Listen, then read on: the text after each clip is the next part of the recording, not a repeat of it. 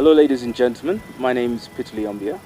I'm here in wonderful Uganda, and it's a pleasure to talk to you at the Uganda Convention 2020 about my life here in Uganda and the challenges I've faced, especially in farming. I came here originally in 2008, and to be honest, I didn't envision I'd stay here this long. Thought it would just be a brief journey in my life. I was born and raised in UK and from Ugandan parents. My clan, I'm a Muganda, Balangira clan, and to be honest, I felt like a British citizen complete. So I didn't really see myself returning to Uganda at all. But in 2008, things changed. Financial crisis hit. I went to university in UK and studied actuarial studies. So I envisioned myself in the financial sector. So I had no history on farming at all. But eventually I came back to Uganda in 2008, and I was lucky enough to acquire a piece of land in Garidaya, Kayunga. This was some time back, but it was an opportunity that I couldn't say no to. And I'm happy that, especially now, of what actually transpired. And to be honest, it's the first few months was the hardest. I'd say by the time it came to about 2012, that's when I really started living my life in Uganda. Not to say that it was a disappointment, but it took me time to assimilate, to build up the courage, because it really does take a lot of courage to start life in UK, in Uganda. But the 8 years I've been here, I've been involved in different sectors, obviously agriculture, but the education sector, healthcare, now involved in manufacturing and retail. And to be honest, what I learned in farming has actually helped me immeasurably. And as a result, I feel that things have actually gone better than I expected. So when I first came over and first started farming, the first day that I remember going there, it was daunting. I remember the plane ride from UK to Uganda, feeling like this isn't what I want to do, but I know there was something in me. I'm quite stubborn and persevered, but it didn't compare to the first day when I left Kampala to go to Garidaya. So business at the end of the day, in Uganda it has its challenges, but I was able, by making contacts, to meet prominent business individuals, and they kind of gave me the courage and the motivation.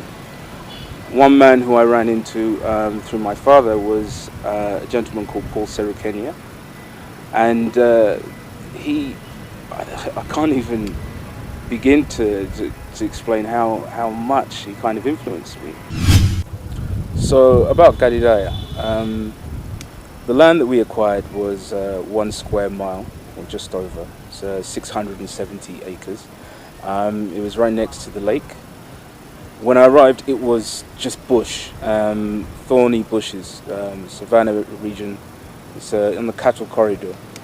And I remember going there to visit the place when we first bought it with an agronomist, and he gave me a sound piece of advice. Initially, I wanted to get involved in biofuel, a plant called jatropha. So I came with the idea that this is what I want to do. I want to grow jatropha, and I'm going to make oil and do something completely different. Boots on the ground, things changed very quickly. I remember he looked at me and he said, "Do you want to start growing jatropha? Are you sure it will grow there?" I said, "Well, we've done the soil tests. I don't see why not." But the first thing he said was, "Look, when you start farming, grow what's on the land, grow what's in the region. Start there and learn the land, learn the area, learn the community. It's not just about going there and starting something from scratch. It's about building something, because what you'll find is that the land, it's not a set piece. It's not stationary. It's a physical thing." But the first thing he told me to get involved with is grow what's on the land. So we started with maize, and we didn't have any machinery at the time, because I wanted to know whether or not we can manage. And I'm one of those individuals, the people that I work with, I want to be able to do whatever they're able to do. I want them to see that I'm not just some Mzungu who's come from outside and started, growing on the land. And it was something that I heard from a lot of people. Everyone expected us to fail. We had to deal with so many different challenges, things I had no idea. You had Nile monitor lizards. These were the things which didn't come in the handbook when you were reading about farming. But you had to learn just to kind of be courageous. But these were the things that you didn't anticipate. But it's a learning experience. But those 10 acres set us on our way, because the following season we brought in the tractors, brought in bulldozers, cleared the land. And that was a big project, because it was 150 acres that we cleared the first time. And when we cleared it, I thought everything was fine. I thought, okay, fantastic. Tractors came in, planted the maize. Thought, okay, we can now move on from here. 2 days after clearing, the first thing I realized was that some grass and the weeds had already started coming out, and that was the next challenge. But the following season we cleared more land, and it became a big project which we were proud of. As well as getting involved in maize, we also started raising goats. It's quite profitable. I wish I'd got involved in it a lot earlier, but we were raising goats which we predominantly sell during the festive season. And then we're now starting a breeding program, intensive breeding program. So we hope to see that succeed as well. Aside from that, we were able to introduce ourselves to two prominent companies. We realized when we did testing on our product, the maize that we're producing, it was actually very good for baby food.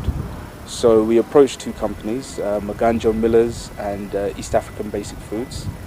And we approached them and said, look, we were able to provide you with a product, maize, on a consistent basis. And I think they were quite happy by the quality and the message that we were bringing forward. In that, number one, we weren't reliant upon them having cash straight away. We really wanted to veer away from that. With the companies that we're working with, what they've previously been doing was acquiring a lot of their products, maize and grain, from brokers. And what they do is that they go into the village and then they pick them from various farms. What they liked about us was that we were able to provide them a product which was consistent, and because it was from one garden, we can guarantee that the first truck we bring to them was going to be the same as the 15th truck. And that was convenient, and it was something that they liked, and that's something that I think other farmers can try and employ, especially those who want to get into commercial farming. We then, I've already mentioned the fact that we had tractors and other such things, but a lot of those we sourced from outside, from the UK. We're very fortunate in that we were able to get things quite cheap, bring them in duty free, and then use them here. But what you have to do, and this is very important, is you have to get machinery certified, like manufacturer certified mechanics, people who know how to handle these big machines, because first thing that will happen is that you start work, you need to service the machine, you spend a lot of money, and either it breaks down. The worst time is during the planting season, where you need someone at the drop of a hat to turn up. The last thing you want to be doing is faffing around trying to find someone who can come and fix your tractor. And the worst thing you can do is leaving it in the hands of someone who will claim, and especially in Uganda, a lot of people will claim that they know what they're doing. They will never admit that, okay, I have absolutely no idea what's going on, and they'll do something and destroy what you have, and they won't care. During my time in Uganda, I've had to overcome many challenges, and I've learned not to be disheartened by failure. I think one of the challenges that I found in Galileo was that it was quite extreme. Not only the environment, the community, but it was, the community actually helped me. They saw me after a while as not just a Mzungu, but someone who wanted to build the community and help it thrive. It wasn't just there to make money. So we set up a 20-acre banana plantation in Blamezi, which is in Wobelenzi. This was family land. Obviously we had some issues when starting, but this was land that was left unused. And we took advantage of that situation. Slowly started to build it up, and 2 years later we're reaping the benefits. But as in maize, we didn't want to just sell it to brokers, so I set up a small market here in Kampala where we sell our matoke. After the success of the market, I actually felt that it was time to kind of start something different. So we started rearing chickens. First it was a hobby. We're rearing broiler chickens, which are voracious eaters. And we found that we actually had quite a bit of market for that, selling it outside. And it's something that is kind of unexpected. Or each entrance, we normally put them for the retail. So these are the older ones which are being sold, just as I told you. We normally have in different stages. As these ones are going out, we normally have those other levels.